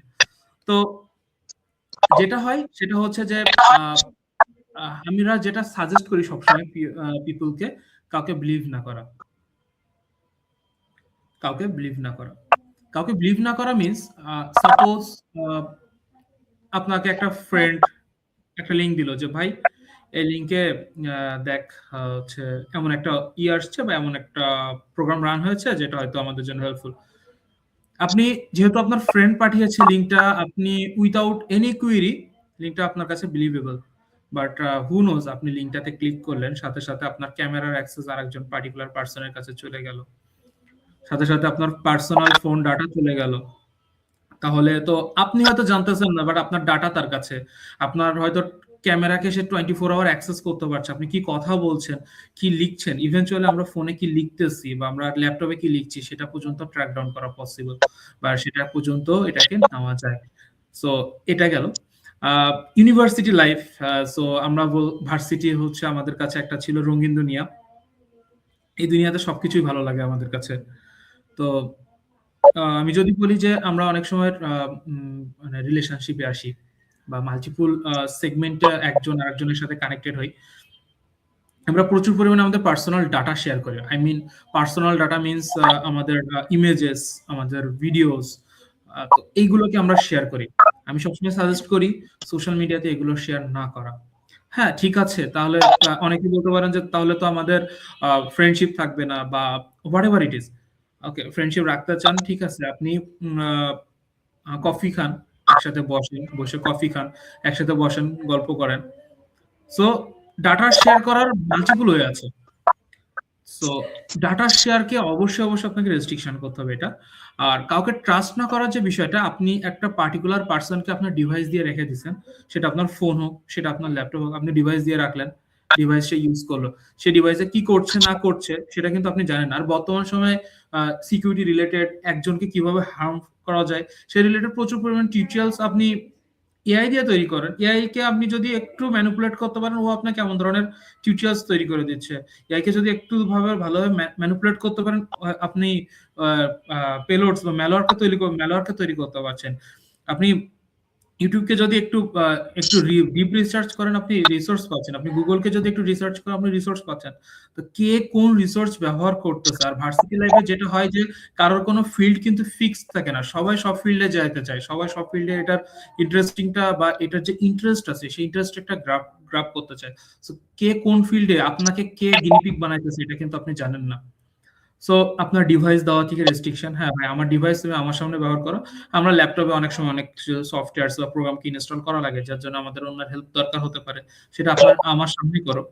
সেটা কেন, why should you use from different place, সেটা আপনি আমার সামনে ইউজ করেন। আমার ফোন কেন আমি আপনাকে দিব, phone always a personal thing, so কেন আমি আপনাকে দিব এটা। দেন আমি সবসময় আরেকটা জিনিসকে সাজেস্ট করি, যদি পসিবল হয় সোশ্যাল মিডিয়াকে কম ব্যবহার করা। এটা আমি সবসময় সাজেস্ট করি সোশ্যাল মিডিয়াকে কম ব্যবহার করা। কারণ সোশ্যাল মিডিয়া এমন একটা জিনিস, এটা আমাদের কমপ্লিট ইমোশনকে নিয়ে কন্ট্রোল করে, একদম কমপ্লিট ইমোশনকে আমাদের কন্ট্রোল করে।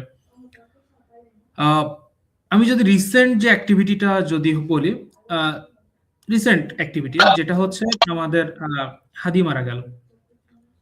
তো হাদি মারা গিয়েছে, তো আমরা কিন্তু বারবার দেখছি যে হাদির খুনি দেশে আছে, বা হাদিকে কিভাবে মারা হয়েছে, হাদি হাদির যে মানে যে ড্রেস পরে ছিল সেই ড্রেসটা কিভাবে রক্তে ভেজা ছিল। এই কন্টেন্ট গুলো, এগুলো কি আমরা নিউজ চ্যানেল থেকে পেয়েছি নাকি সোশ্যাল মিডিয়া থেকে পেয়েছি বলেন তো? সোশ্যাল মিডিয়া থেকে। আমি যদি খুব বেশি ভুল না হয়, it's a social media, right? তো সোশ্যাল মিডিয়া এইগুলো যখন দেখছেন, আপনার ভিতরের যে অনুভূতি যেগুলো আছে, অনুভূতিগুলো চেঞ্জ হচ্ছে, আপনার মন একটা খারাপ হতেছে, রাইট? আরেকটা পার্টিকুলার পার্সন, একটা পার্সনের সোশ্যাল মিডিয়াকে যদি আমি অ্যানালাইসিস করি, তো এই সোশ্যাল মিডিয়ার টপ টু বাটন যদি আমি অ্যানালাইসিস করি, তাহলে আমি ওই ম্যানের টুইস্ট সম্পর্কে বুঝতে পারি যে আসলে সে কোন বিষয়ে ইন্টারেস্টেড বেশি, সে কোথাতে বেশি ঘুরতে যায়, সে কোন জিনিসটা বেশি করতে পছন্দ করে, সে কি খেতে পছন্দ করে সেটা এক। ২ নম্বর যে জিনিসটা আমাদের বর্তমান সময় খুব বেশি হয়, আমাদের কোনো একটা জিনিস ভালো লাগে না, আমরা ফেসবুকে যেয়ে সুন্দর করে একটা পোস্ট লিখি, কোন একটা ছবি দিয়ে পোস্ট লিখে ছেড়ে দিই। দ্যাট মিনস আরেকটা পার্টিকুলার পারসন যে আসলে চাচ্ছে যে না আপনার ক্ষতি হোক, সে কিন্তু আপনার জন্য আপনার এই পোস্টে আপনার মন খারাপ, আজকে মন আপনার খারাপ বলে যে সে আপনাকে আজকে অ্যাটাক করবে না, সে আপনাকে কোনো কথা বলবে না, বিষয়টা কিন্তু এমন না। সে জানে যে কোন সময় অ্যাটাক করলে আপনি আসলে বেশি কষ্ট পাবেন। সো এই যে বিষয়গুলো থাকে, এরকম রিলেটেড আরো কিছু বিষয় থাকে, সেই বিষয়গুলো নিয়ে আহ, মানে মাল্টিপল প্রবলেম হয়। আমি রিসেন্টলি, যদিও এই ঘটনাটা শেয়ার করা উচিত না, তাও আমি একটু শেয়ার করছি। রিসেন্টলি একটা বিষয় নিয়ে কোন একটা particular person, she was a woman, তো এই পার্টিকুলার পার্সনটা একটা হেল্পের জন্য আমাদের কাছে আসে, মানে আমাদের একটা সেন্টার, হেল্প সেন্টারে একটা কল আসে যে এখানে আমরা এমন ধরনের একটা প্রবলেম পাই। তো সিকিউরিটি রিলেটেড, বিশেষ করে আমরা যখন সোশ্যাল মিডিয়া টাইপসের কোনো ধরনের সলিউশনস প্রোভাইড করি কাউকে, তো এই সলিউশনস গুলোকে আমরা সবসময় দেওয়ার ট্রাই করি ফিজিক্যালি, মানে যার প্রবলেম তাকে যেন অনলাইনে কোনোভাবে রিসোর্স নির্ভর না করতে হয়, তাকে আমরা ফেস টু ফেস কথা বলি বা অন টু অন সেশনে বসে তার সাথে কমিউনিকেশনটা রাখার ট্রাই করি। তো সো পার্টিকুলারলি দে আর গুড, এডুকেটেড। সো সে যখন আমাকে তার প্রবলেমসটা বললো, তো এই প্রবলেমটা শোনার পরে আমার মনে হয়েছে যে না, ঠিক আছে, আহ, আমাদের কান্ট্রির জন্য এখনো social media is not safe. Social media is not safe for our sisters, for our mothers.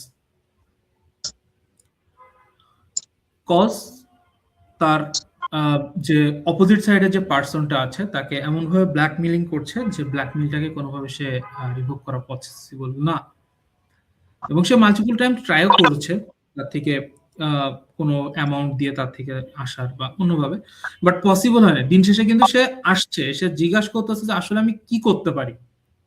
So আর কি আমরা পার্টিকুলার সলিউশনস দিয়েছি, মাল্টিপল ইয়ে হচ্ছে। আমাদের বর্তমান সময় খুব ফেমাস একটা ট্রেন্ড চলে ভাইরাল হওয়া, যে যত বেশি ভাইরাল হতে পারবে ফেসবুকে তত বেশি রিচ পাবে, ফেসবুকে তার তত বেশি ফলোয়ার্স হবে। বাট এক্ষেত্রে আমি বলি ভাই, তোমার ফেসবুকে ফলোয়ার দরকার নাই, তুমি এই যে পার্টিকুলার টাইমটা তুমি ইচ্ছে দিচ্ছ, ফেসবুকে দিচ্ছ বা সোশ্যাল মিডিয়াতে দিচ্ছ, এই পার্টিকুলার টাইমটা তুমি তোমার লিঙ্কডইন প্রোফাইলে দাও। Cause it's a professional place. ওখানে যাও, ওখানে যে তুমি যে ফিল্ডে ইন্টারেস্টেড সেই ফিল্ড নিয়ে সার্চ করো, দেখবো মাল্টিপল পার্সন পাবা যারা এক্সপিরিয়েন্সড এই ফিল্ডে, তারা রিসোর্স শেয়ার করছে, তারা ব্লগ শেয়ার করছে, তারা আর্টিকেল শেয়ার করছে, সেগুলোকে পড়ো, অনেক ইন্টারেস্টিং।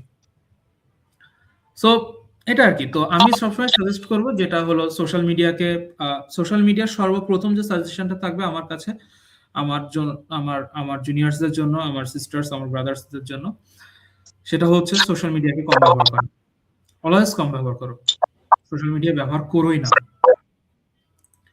সোশ্যাল মিডিয়া ব্যবহারই করো না। এক। দুই নাম্বার, দুই নাম্বার যে প্রবলেমটা আমি বলবো সেটা হচ্ছে অথেন্টিকেশন অ্যাড কর, অথেন্টিকেশন অ্যাড কর। এখন বলবেন যে ভাইয়া টু ফ্যাক্টর অথেন্টিকেশন, যেটা আমরা খুব কমনলি ইউজ করি, রাইট? টু ফ্যাক্টর অথেন্টিকেশন খুব কমনলি ইউজ করি এবং সবার ফোনে অ্যাভেলেবল থাকে যে ভাই আমার তো ফেসবুক একদম 100% সিকিউর, টু ফ্যাক্টর অথেন্টিকেশন দাও, রাইট ম্যাডাম? রাইট। সো আমি যদি বলি two factor authentication is still bypassable. আমি এমনও টেকনোলজি জানি বা এমনও টেকনোলজি আমি দেখেছি যেখানে ইউজার এন্ডে কোনো নোটিফিকেশনই আসে না, বাট স্টিল তার ফেসবুক কম্প্রোমাইজড হচ্ছে, স্টিল তার সোশ্যাল মিডিয়াগুলোকে কম্প্রোমাইজ করা যাচ্ছে। তাহলে how can we secure ourself? So আমি এখানে সাজেস্ট করবো যে অথেন্টিকেটরকে অ্যাড করা, অথেন্টিকেশন না, অথেন্টিকেটর কে করা। So that's the, it's a third party apps. Microsoft, তারপরে আমাদের গুগলস কিছু কিছু অ্যাপস কে প্রোভাইড করে যেগুলো লাইসেন্সড, এই অ্যাপস গুলোকে আপনার ইউজ করা। এরপরে ভাইয়া, একজন শিক্ষার্থী বা নতুন প্রফেশনাল সাইবার সিকিউরিটিতে যদি ক্যারিয়ার করতে চায়, তাহলে সেক্ষেত্রে সে কি কি ধাপ অনুসরণ করবে? ওকে, আমি বলি যে আমি আমার টোটাল ট্রেনিং লাইফের কথা যদি বলি, নট প্রফেশনাল ওয়ার্ক, আমি আমার ট্রেনিং লাইফে 3 ক্যাটাগরির পার্সনসকে আমি পেয়েছি। আমি 3টা ক্যাটাগরি পার্সনকে পেয়েছি। তার ভিতরে প্রথম যেটা আমি পেয়েছি সেটা হচ্ছে একটা ক্যাটাগরি যারা হচ্ছে হাইপে বিশ্বাসী। আর একটা ক্যাটাগরি টাইম আছে হাতে, কিছু আছে, কিছু করা উচিত, চলো আমরা একটা ফিল্ড এক্সপ্লোর করি। আর একটা ক্যাটাগরি আসলে প্রফেশনাল পার্সন। তো হাইপে যে ক্যাটাগরিটা থাকে এরা আসলে বেশি দিন সার্ভাইভ করে না।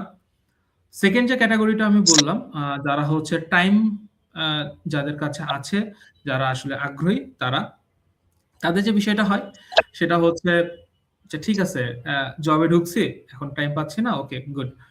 আর যারা প্রফেশনাল আসলে নিজের ইটাকে ধরে রাখে বা নিজেকে আরো এক্সপার্ট করতে চায়, আমি কিন্তু তাদেরকে দেখেছি যে না ঠিক আছে, আপনি আমি আগাচ্ছি।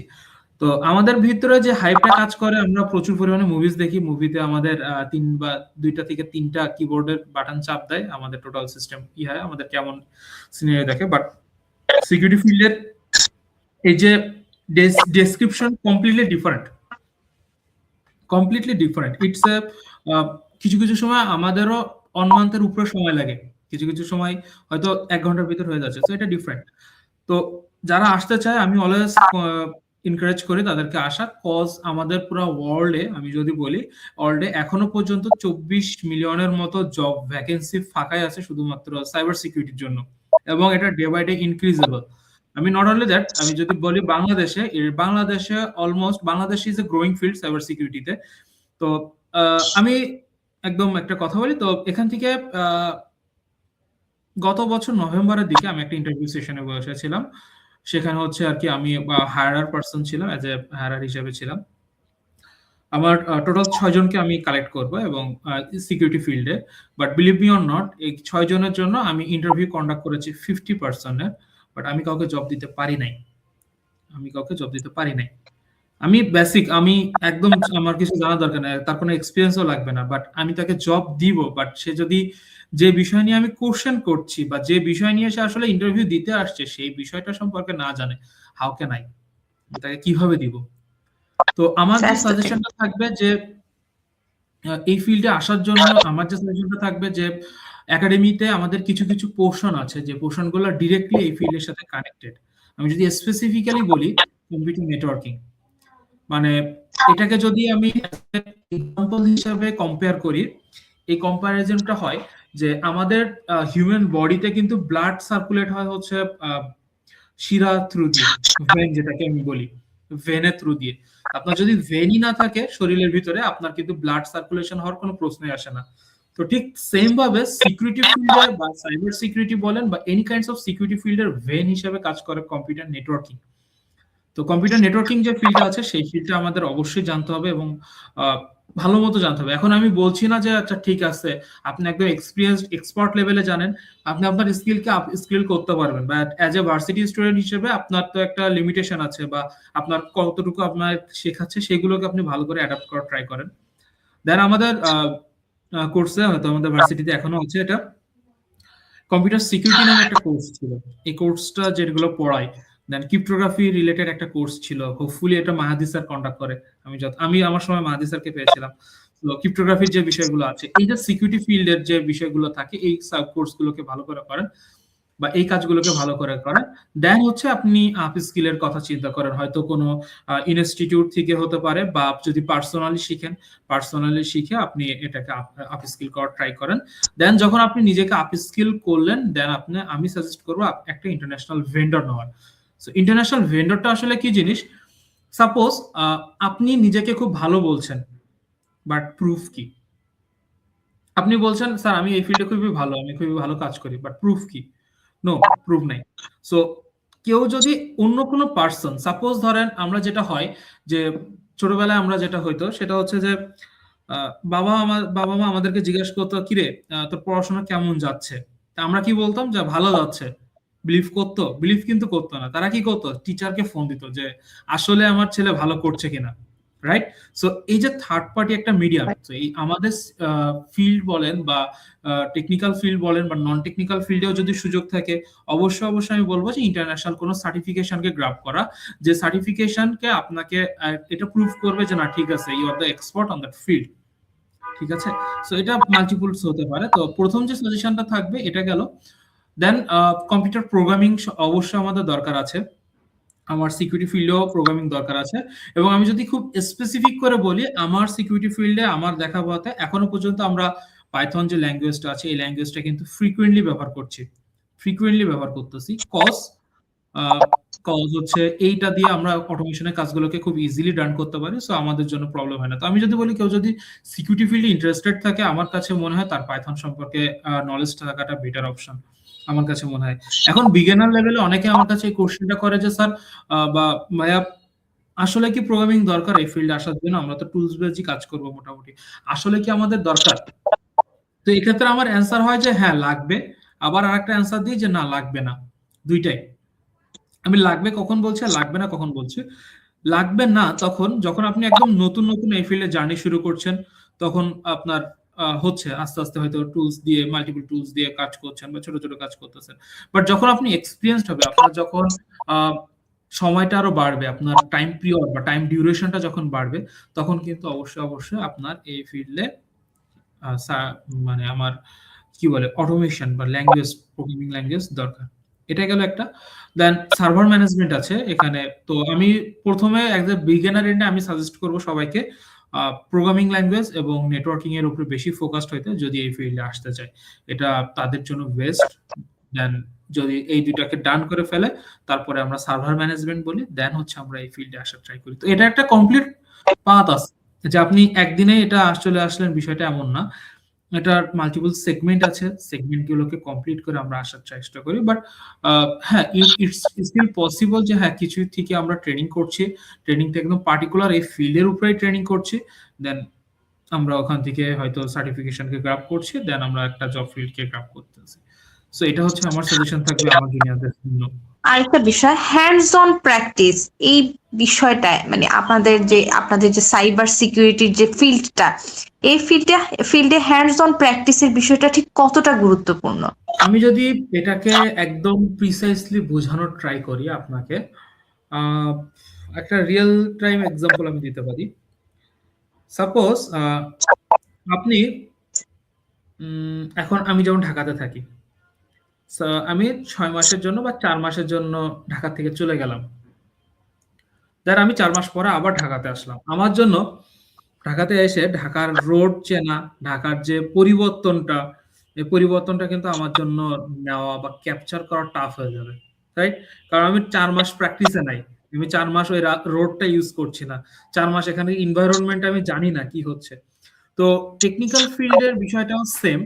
টেকনিক্যাল ফিল্ডে যদি আমি বলি যে আপনি যদি প্র্যাকটিস প্র্যাকটিস এন্ড প্র্যাকটিস এই তিনটার ভিতরে যদি না থাকেন, তাহলে গ্রাফ করা কষ্টকর। কজ আপনি আমি আপনার সাথে অলমোস্ট হচ্ছে 1 আওয়ারের মতো সেশন করছি। তো এর মানে এটা না টেকনোলজি কিন্তু এই 1 আওয়ারের জন্য এমন না যে আপগ্রেড হওয়া বন্ধ হয়ে আছে। হয়তো এর ভিতরে অনেক টেকনোলজি আছে যেগুলো আপগ্রেড হয়ে আছে। তো আমরা যদি প্র্যাকটিসের ভিতরে না থাকি, আমরা যদি নিজের ওই আপডেটেশনের ভিতরে না থাকি, তাহলে আমাদের পক্ষে এই ফিল্ডে কাজ করা প্লাস এই ফিল্ড নিয়ে আগানোটা খুবই টাফ, বা আমি বলবো যে তার ক্যারিয়ার হয়তো ওইখানে স্টপ হয়ে যায়। তো সাইবার সিকিউরিটিতে সব থেকে যে জিনিসটা বেশি আমাদেরকে হ্যাম্পার করে বা আমরা দেখেছি যার কারণে আমাদের অনেক ইয়াংস্টার্স ঝরে যায়, সেটা হচ্ছে যে lack of research. Research means lack of study. আমরা নতুন জিনিসকে অ্যাডাপ্ট করতে চাই না, আমরা বরাবর হ্যাঁ আমরা ওই যে ব্রিটিশ আমলে একটা জিনিস শিখেছি, ওই জিনিসটাকে নিজেদের ধরে রাখতে চাই। এটার কারণে যেটা হয় যে আমরা আর সার্ভাইভ করতে পারি না, কজ টেকনোলজি তো আমাকে চেঞ্জ হয়ে গেছে। যেমন আমি যদি আপনাদেরকে বলি, আমাদের অ্যান্ড্রয়েড ভার্সনও কিন্তু ডে টু ডে চেঞ্জ হয়, রাইট? কোনো ওই যে প্রথম সময় আপনারা কি বাটন ফোন, বা এখনো কি বাটন ফোন, এখনো আমরা বাটন ফোন ব্যবহার করি, বাট অ্যান্ড্রয়েড ফোন কিন্তু অ্যাভেলেবল। এমন না যে বাটন ফোন ছাড়া আমার কি বলে ওই যে আপনার বাবারা যে সময় ইউজ করছে, ওই সময় কিন্তু বাটন ফোন ছাড়া কোনো অপশনই ছিল না। এখন আপনি ওই বাটন ফোনের টেকনোলজিতে যদি নিজেকে রাখেন, পৃথিবী এখন অ্যান্ড্রয়েড ফোনে চলছে বা পৃথিবী এখন অন্য টেকনোলজিতে চলছে, রাইট? তাহলে তো হবে না, তাহলে তো আর আপনি আর আগাইতে পারবেন না। তো টেকনোলজি ফিল্ডে হ্যান্ডস অন এক্সপিরিয়েন্স বা হ্যান্ডস অন কাজ বা প্র্যাকটিক্যাল যে কাজটা যেটা বলি, এটা আসলেই খুবই দরকার। এবং এটা যদি না হয় আপনি সার্ভাইভ করতে পারবেন না, সেটা যে বিষয়ে হোক না কেন, আপনি সার্ভাইভ করাটা আপনার জন্য টাফ হয়ে যাবে। একটি ভালো সাইবার সিকিউরিটি সিভিতে কোন কোন বিষয়গুলো মেনশন থাকা খুব জরুরি? ওকে, আমরা যখন একটা সিভি কে শর্টলিস্টেড করি বা আমরা এখন যখন কোনো সিভি কে দেখি, আমরা সর্বপ্রথম দেখি যে সিকিউরিটি ফিল্ডে ও আসলে কোন কোন প্রজেক্ট গুলোকে করেছে। যদি সে ফ্রেশার্স হয়, তাহলে আমরা দেখার ট্রাই করি যে কোনো প্রজেক্টস আছে কিনা সিকিউরিটি রিলেটেড। যদি প্রজেক্টস থাকে তাহলে খুবই ভালো। এখন সিকিউরিটি রিলেটেড প্রজেক্ট সবাই উঠাইতে পারে না, প্লাস পারবে না, এটা স্বাভাবিক। তো যেটা হয় সেটা হচ্ছে যে আমরা দেখি যে আসলে কোনো কনসেপ্ট সম্পর্কে তার কোনো আইডিয়া আছে কিনা। সিকিউরিটিতে মাল্টিপল কনসেপ্ট আছে, সেটা তার সিভিতে প্রকাশ পাচ্ছে কিনা, এটা একটা। যদি সে প্রজেক্ট করতে পারে, খুবই গুড, ওয়েল অ্যান্ড গুড, আমরা সেটাকে একদম খুবই ভালোভাবে দেখি। দেন আমরা দেখি যদি সে সিকিউরিটি ফিল্ডে আসে, তার নেটওয়ার্কিং রিলেটেড আর তার নলেজটা কেমন আছে, সে কেমন বুঝে নেটওয়ার্কিং এর। তো মাল্টিপল অপশনস আছে নেটওয়ার্কিং, আরো অনেক কিছু আছে, তো সেগুলোকে সে কেমন ভাবে গ্র্যাব করছে। দেন সিকিউরিটির ছোট ছোট যে কি টার্মস যেগুলো, যেহেতু আপনি সিকিউরিটি ফিল্ডে আসবেন, তো যে কি টার্মস যেগুলো, সেই কি টার্মস গুলোকে আসলে আপনি জানেন কিনা, এই বিষয়গুলোকে কিন্তু আমরা ফোকাসড করি। যেমন যদি তার এই যে একটু আগে আমি যেটা বললাম যে ভেন্ডর, তো অলরেডি হয়তো আমার আমার যেমন নামের শেষে কিন্তু ৩ টা অলরেডি ভেন্ডরের নাম দেওয়া আছে, যে সিএইচ, সিএসএ, সিআইএসএসপি। তো আমি যদি বলি CH, it's a certified ethical hacker, CSA certified SOC analyst, CISSP কি বলে certified information security system professionals. তো এই যে সার্টিফিকেশন যেগুলো আছে, এগুলো কি করছেন, এগুলো যখন কোনো পার্টিকুলার পার্সন, টেকেন্ডের কোনো পার্সন দেখছে, সে কিন্তু আমার সম্পর্কে তার ধারণা চেঞ্জ হয়ে যাচ্ছে, ইন্টারভিউ বোর্ডে কিন্তু তার চেঞ্জ হয়ে যাচ্ছে, যে না, আমার যে ক্যান্ডিডেটটা আসছে সে অলরেডি সার্টিফাইড, সো তাকে আমার খুব যে বেশি কোশ্চেন করার দরকার আছে তা না। বাট যেটা ভেন্ডর না হলে আমরা যেটা করি যে আচ্ছা ঠিক আছে, আমার ফিল্ডে আমি যেটা দেখেছি এখনো পর্যন্ত সিকিউরিটি ফিল্ডে, তবে সবার যে ভেন্ডর থাকে, কারণ একটা একটা ভেন্ডর, যেমন আমি যদি বলি সিএইচ এর কথা, সিএইচ এই ভেন্ডরটা এখন দিতে আমার টোটাল কস্টিং আসে হচ্ছে ১,২০,০০০ টাকা। এখন টোটাল কস্টিং ১,২০,০০০ টাকার মতো আসে। দেন সিএসএ এটা অলমোস্ট 80,000 এর কাছাকাছি। সিআইএসএসপি যেটা আছে এটা হচ্ছে টোটাল মনে হয় ১,৫০,০০০ কি এর কাছাকাছি এরকম একটা আসে। তো এটা তো সবার পক্ষে পসিবল না। তাহলে সে কতটুকু স্কিলড, তার সিভি কতটুকু তার স্কিলকে ক্লারিফাই করছে, এটা দেখে আমরা প্রথমে শর্টলিস্ট করি, বাট দেখি যে আসলে এই বিষয় নিয়ে সে কতটুকু জানে। দেন তারপরে আমরা যে বিষয়টা নিয়ে আগাই তাকে আমরা ইন্টারভিউ বোর্ডে ডাকি, ডেকে তার সাথে এবার আছে আমরা ছোট ছোট কথাবার্তা বলি।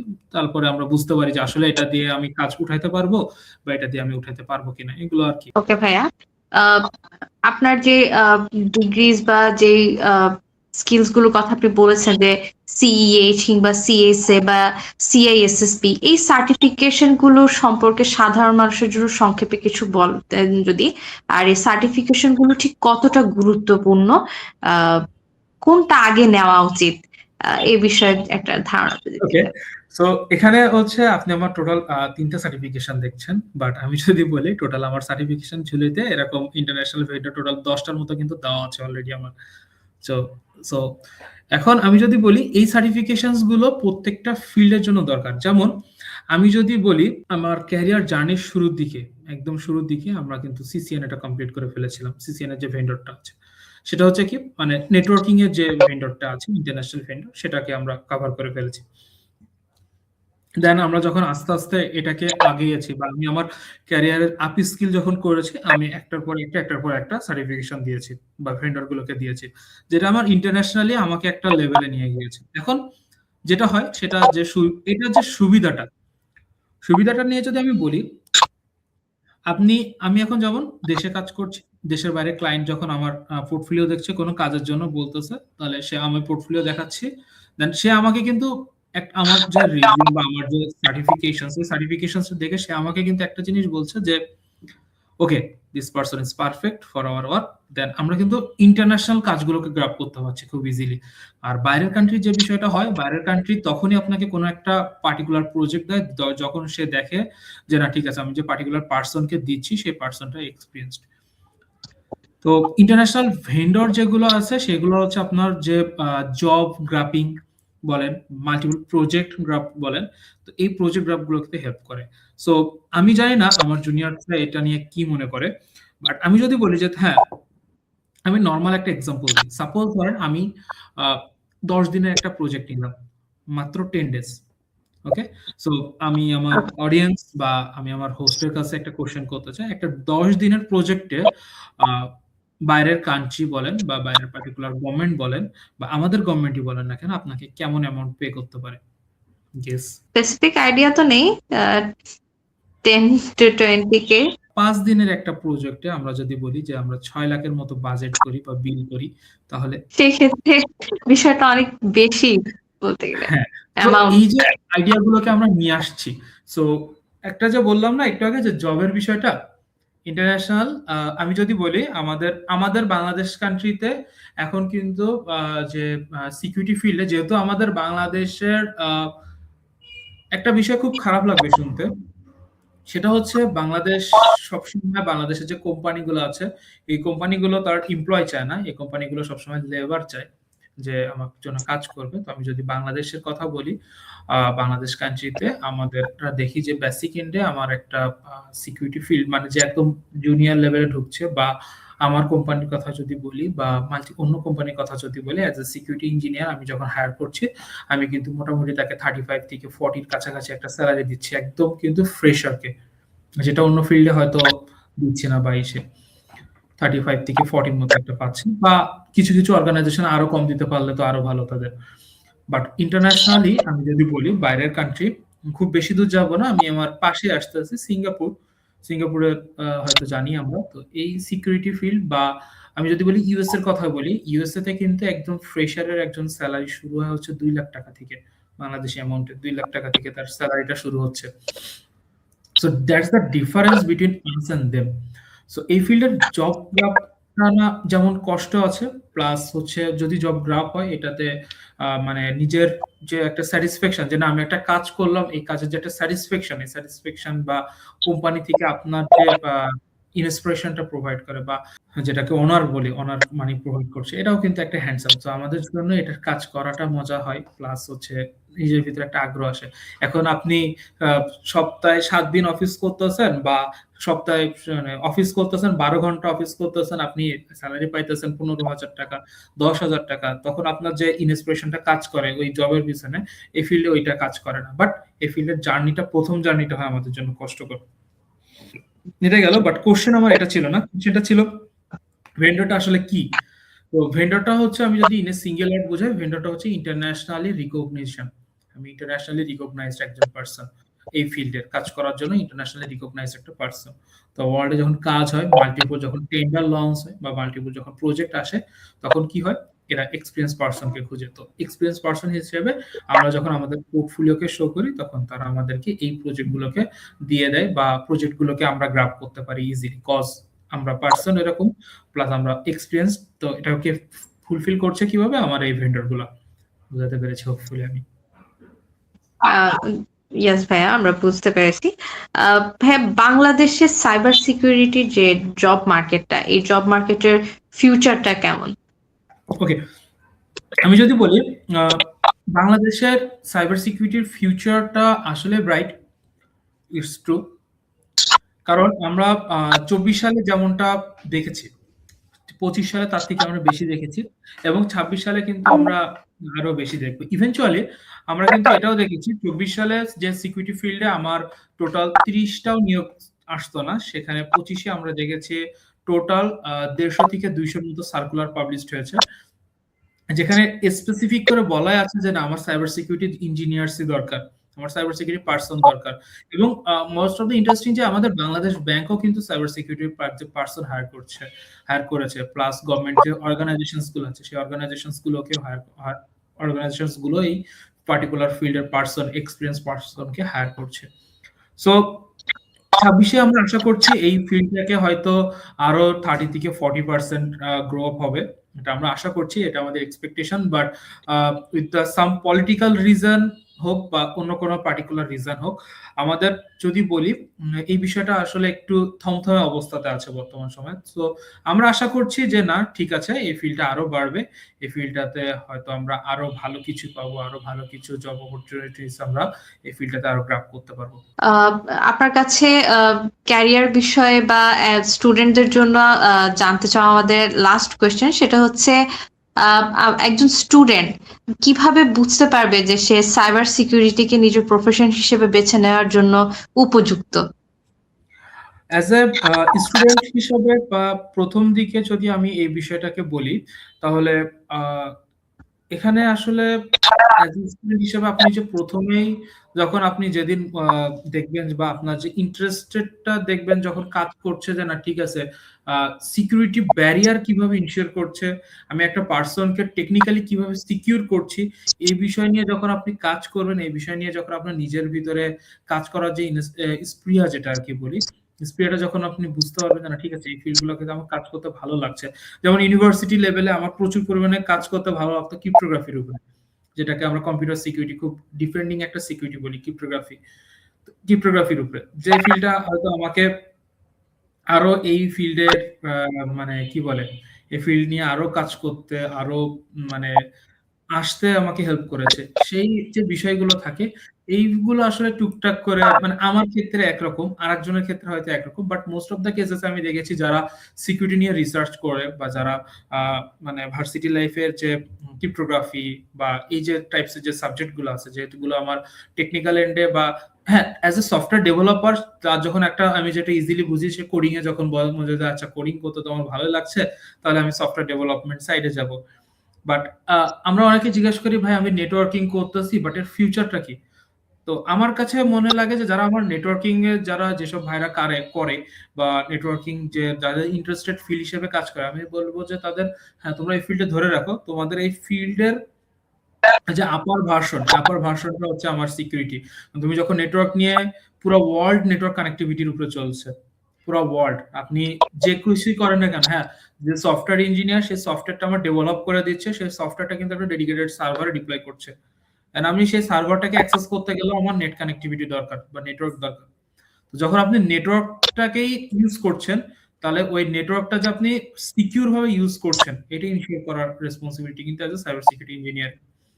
সো আমার সাজেশন যেটা বা আমি যেটা ফিল করি বা আমি যেটা মনে করি সেটা হচ্ছে যে যারা নেটওয়ার্কিং যে ফিল্ডটা আছে, কম্পিউটার সিকিউরিটি রিলেটেড যে টপিকস গুলো আছে, এই টপিকসে যারা ইন্টারেস্টেড বা যারা আসলে কাজ করতে চায় তারা অবশ্যই সিকিউরিটি ফিল্ডে কাজ করার জন্য উপযোগী, এটা আমি মনে করি। ওকে ভাইয়া, আমাদের নেক্সট যিনি কোশ্চেন করেছেন এমডি নাফিস সাদনান, তিনি বলেছেন ভাইয়া আমরা জানি আপনি উসাবের একজন সাবেক অ্যাডমিন ছিলেন, আপনার ওই সময় উসাবের সাথে কাজ করার অভিজ্ঞতা কেমন ছিল? ওকে, নট অনলি আমি না, আমি একা না উসাবে ছিলাম, নাফিস নিজেও উসাবে ছিল। তো নাফিস আমি বা আমরা সময় যখন একসাথে কাজ করেছি, তো এই টাইমটা অনেক মজা ছিল। কারণ আমি যদি বলি এখানে হয়তো আমাদের লাইভে হয়তো লাইভ প্রোগ্রামটা আমাদের আতিক ভাইও শুনছেন যে আমাদের আর কি উসাবের আর কি অ্যাজ এ কোর মেম্বার হিসেবে কাজ করছেন ভাই। বা আমার যে বিষয়টা ছিল ওই সময় পেজটা একদম নতুন ছিল, মানে কমপ্লিটলি নতুন, মানে কেউ এভাবে চিনতো না। বা এত যে অ্যাক্টিভিটি আপনারা এখন যে এক পরিমাণে অ্যাক্টিভিটি দেখেন বা যে পেজটাকে আপনারা একটা পাচ্ছেন বা যেটা হয়তো বিল্ডেড একটা পেজ, ওয়েল বিল্ডেড একটা ফেসবুক গ্রুপ এটা পাচ্ছেন, এটা ওই সময় ছিল না। তো আমাদের নাফিজ, আমি ছিলাম, আমাদের টিমে বাঁধন ভাই ছিল, আতিক ভাই, তখন আমাদের রেগুলার যেটা ছিল যে আমরা প্রত্যেক সপ্তাহ ফ্রাইডেতে বা বৃহস্পতিবার রাত 10টায় বসতাম। এবং ইন্টারেস্টিংলি এখনো আমার ফোনে, আমার তো ক্যালেন্ডারে ডেট এন্ড স্কেডিউল বসানো, এখনো আমার ফোনে 10 PM উসাব দিয়ে রেগুলার হচ্ছে একটা মিটিং এর নোটিফিকেশন আসে যে না ঠিক আছে এটা আসে। এবং আমি এটাকে মুছি না, তার পিছনে মেন রিজন হচ্ছে আমি যখন এটা দেখি তখন আমি উসাবের কথাকে একবার মনে আসে যে না ঠিক আছে এমন একটা ছিল যেটা হয়তো আমাদের হাত থেকে উঠে আসছে বা আমাদের কষ্টের একটা ফল যেটা পাচ্ছে। তো ওই সময় যে কাজ করার যে এক্সপিরিয়েন্সটা, ওই এক্সপিরিয়েন্সটা আসলে অনেক মজা ছিল। এবং উসাব থেকে আমার এখনো মনে পড়ে, উসাব থেকে হচ্ছে আমরা একবার হুডি লঞ্চ করি, পরবর্তীতে হয়েছে কিনা আমার জাস্ট খেয়াল নাই। হুডি লঞ্চ করি, উৎসবের প্রথম মনে হয় হুডি ছিল এটা, হুডি এবং মাস্ক, কারণ তখন হচ্ছে প্যান্ডামিক সিচুয়েশন ছিল। তো হুডি এবং মাস্ক হচ্ছে আমরা ইউজ করি।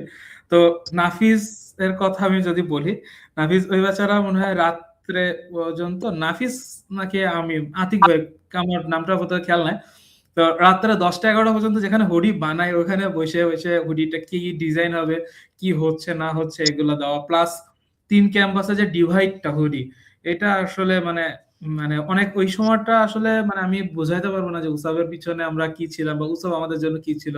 ওটা আমরা একটা রিপ্রেজেন্টেটিভ বা নিজেকে একটা ওনারশিপের একটা ছিল উসাবটাকে, যেটা হয়তো এখনো আছে আমাদের ভিতরে যে না আমি উসাবকে ওন করছি বা উসাবের আমি একটা উঠাইতেছি। কারণ একটা দেখেন একটা সম্মিলিত প্ল্যাটফর্ম যেটা হয়তো আমাদের তিনটা বা আমরা যখন কাজ করেছি আমরা 3টা ক্যাম্পাস নিয়ে কাজ করতাম, বাউস্ট, বাওয়েট অ্যান্ড বাইস্ট, এই 3টা নিয়ে কাজ করতাম। এখন হয়তো আরো 2টা ক্যাম্পাস অ্যাড হয়েছে, এবং সরি এখনো 3টা ক্যাম্পাস অ্যাড হয়েছে, 2টা আর্মি এআইবি আর আরেকটা হচ্ছে মনে হয় খুলনাটা, এবং হোপফুলি আরো একটা অ্যাড হবে। সো আপনারা এখন আরো অনেকগুলা নিয়ে কাজ করছেন। বাট যে বিষয়টা আর কি উসাবের নিয়ে সবসময় থাকে সেটা হচ্ছে যে যেটাই করেন না কেন এটা মানে ভালোর জন্যই আর কি সবসময় কাজ করবেন। দেন এটা একটা আলাদা রকম একটা আবেগের মতো কাজ করে আমাদের কাছে, বা একটা আলাদা রকম কি বলবো এটা আর কি, আই ক্যান্ট এক্সপ্লেন ইট। ওকে ভাইয়া, লাস্ট আপনার কাছে আমরা বলবো যে সকল শিক্ষার্থীদের উদ্দেশ্যে যারা এখন বর্তমানে অধ্যয়নরত আছে সকলের উদ্দেশ্যে আপনার যদি কিছু বলার থাকে। এখানে আসলে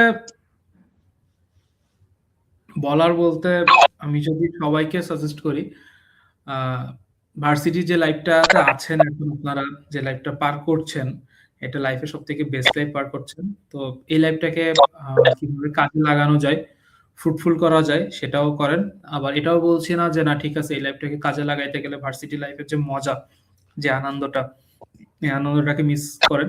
সবকিছু ঠিক রাখেন, বাট নিজের জায়গাতে স্টেবল থেকে। তো আশা করি সবকিছু ভালোই হবে আপনাদের জন্য। আর কারোর যদি আমার কাছে দরকার হয় কোনোভাবে, বা এনি চান্স আমার সাথে কোনোভাবে কানেক্টিভিটি করতে চান বা কানেক্টিভিটিকে ইনশিওর করতে চান, জাস্ট গুগলে আমার ফুল নামটা লিখে সার্চ করলে পেয়ে যাবেন, সমস্যা নেই। মোটামুটি একটু পপুলার আর কি। জাস্ট গুগল করলেই আপনারা আমার নাম পেয়ে যাবেন, কোনো সমস্যা হবে না। সো আমার সাথে কানেক্টেড হওয়ার অপশনস আছে। আমার লিঙ্কডইনে কানেক্ট হতে পারেন, আমি লিঙ্কডইনে কানেক্ট হতে পারি। প্লাস যদি সোশ্যাল মিডিয়াতে কানেক্ট হতে চান সেটারও সুযোগ আছে, বাট সোশ্যাল মিডিয়াতে অ্যান্সার মেসেজ দিয়ে বা নক করে আমাকে পাওয়ার সম্ভাবনা খুবই কম। বাট আপনি লিঙ্কডইনে মেসেজ করলে আমি বেশি খুশি হব, কারণ ওখানে আমি বেশি অ্যাক্টিভ থাকি। সো এটাই আর কি। আপনাদের জন্য আমার যে সাজেশনটা, যে কোনো সময় যে কোনো প্রয়োজনে as a senior, as a alumni হিসেবে আমার এন্ডের থেকে যদি আমি হেল্প করতে পারি আপনাদের, সেটা জব রিলেটেড হোক, সেটা অন্য কোনো রিলেটেড হোক, আমি আমার এন্ডের থেকে অবশ্যই ট্রাই করব যে জবকে গ্রাব করার বা অন্য কোনো কিছুকে আপনাদেরকে হেল্প করার। দিন শেষে দুইটা জিনিসকে আমি খুবই মিস করি। প্রথম যে জিনিসটা সেটা হচ্ছে আমি আমার ইউনিভার্সিটিকে প্রচুর পরিমাণে মিস করি, যেটা হয়তো আর কি বলা যায় না, মানে বলে বোঝাতে পারবো না আমি আমার ইউনিভার্সিটি থেকে কতটুকু মিস করি। ইনশাল্লাহ আমি আমার উসাব যে পেজটা আছে এই পেজটাকে আমি বেশি মিস করি, বা উসাব যে কমিউনিটি আছে কমিউনিটিটাকে আমি মিস করি। আমি যদি কোনো সুযোগ হয় যে না উসাবের সাথে আবার অ্যাক্টিভলি কাজ করার, হয়তো আমি আবার কাজ করব অ্যাজ অ্যাক্টিভ মেম্বার হিসেবে। সো ইনশাল্লাহ এতটুকুই ছিল আমার এন্ডের থেকে। ভাইয়া আপনাকে অনেক অনেক ধন্যবাদ ক্যারিয়ার আড্ডায় সময় দেওয়ার জন্য। আশা করি আগে থেকে বা একেবারে শুরুর থেকে উসাবের সাথে যেভাবে আপনারা ছিলেন সেভাবে আমাদের সাথে সামনের দিকে এগিয়ে যাবেন। বিভিন্ন তথ্য দিয়ে অবশ্যই সহযোগিতা করবেন। আপনার জীবন অনেক সুন্দর কাটুক সেই দোয়াই করি আমরা। আল্লাহ, আসসালামু আলাইকুম। ওয়ালাইকুম আসসালাম। সবাইকে আবারও ধন্যবাদ দিতে চাই এতক্ষণ আমাদের সাথে থাকার জন্য। প্রোগ্রামটি কেমন লাগলো জানাতে ভুলবেন না। উসাব পেজকে অবশ্যই ফলো এবং ইউটিউব চ্যানেল সাবস্ক্রাইব করবেন। লাইভ প্রোগ্রামগুলো শেয়ার করবেন যেন সবাই উপকৃত হয়। পরবর্তী লাইভে সবাইকে আমন্ত্রণ জানিয়ে আজকের লাইভটি আমি মালিহা এখানেই শেষ করছি। শিখবো, শেখাবো, এগিয়ে যাব, এই হোক আমাদের সকলের সম্মিলিত প্রত্যয়। আল্লাহ হাফেজ, আসসালামু আলাইকুম, শুভরাত্রি।